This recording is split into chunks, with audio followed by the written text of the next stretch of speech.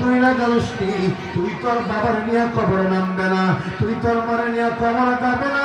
কবরের চিৎকার যদি শুনতে কবর একদিন নয়, দুই দিন নয়, প্রতিদিন প্রত্যেকটা সময়ের ভিতরে আমাকে আপনাকে আহ্বান করে আমার ভাই তুমি ওয়াহদাতি আমি অন্ধকার খবর আমার মাঝে কিন্তু আবু দেখাস নাই, আমার মাঝে কিন্তু আর কন্টেশন নাই। পুষ মাসের শীতের মধ্যে সৌদি আরবের ডবল কম্বল লাগাই আরামসে ঘুমাইলা। এর বান্দায় পরে আমি আল্লাহ দয়া করে এত সুন্দর ব্যবস্থা করে দিয়েছি।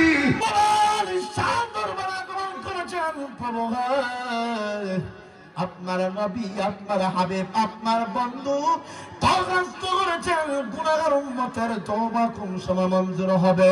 জিবরাইল ফেরেশতাকে ডেকে বলেন, জিবরাইল রে আমার নবীর কাছে গিয়া বলো মৃত্যুর 6 মাস পূর্বে আমি আল্লাহ তাদের 6 মাস পূর্বে যদি তওবা করে আমার কিছুদিন পরে ছেদের লাই মুসলিম থেকে হাদিস আম্মা যখন গেলিবেন তার মৃত্যুর শেষ পরান্নে চলে আসে, মৃত্যুর শয্যা চলে আসে, ওই সময় যদি আমি রব্বে কাবার দরবারে তওবা করতে দিলে হবে, আমি আল্লাহ সঙ্গে সঙ্গে আমার বান্দা বান্দি তওবা মঞ্জুর করে নি। মালিক আমার দাদা ছিল, তোমার দাদার আগে কে ছিল? আমার তোর দাদা ছিল।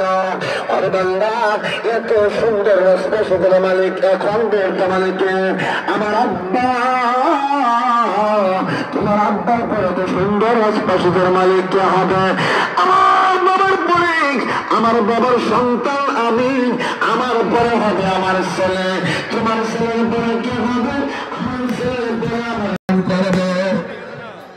সুবহানাল্লাহ কাল্লাহ লাহু মুআক্কিবাতুন মিন বাইনি ইয়াদাইহিম ওয়া মিন খালফিহিম ইয়াহফাজুনাহু সালাম আদমপুরের পক্ষ থেকে লাল গোলাপ শুভেচ্ছা হযরত মাওলানা মুফতি মুতাসিম বিল্লাহ আতিকি সাহেবের আগমন শুভেচ্ছার স্বাগত।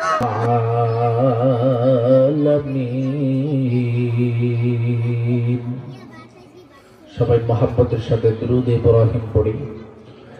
আল্লাহুম্মা সাল্লি আলা মুহাম্মাদ ওয়া আলা আলি মুহাম্মাদ কামা সাল্লাইতা আলা ইব্রাহিম ওয়া আলা আলি ইব্রাহিম ইন্নাকা হামিদুম মাজিদ। আল্লাহ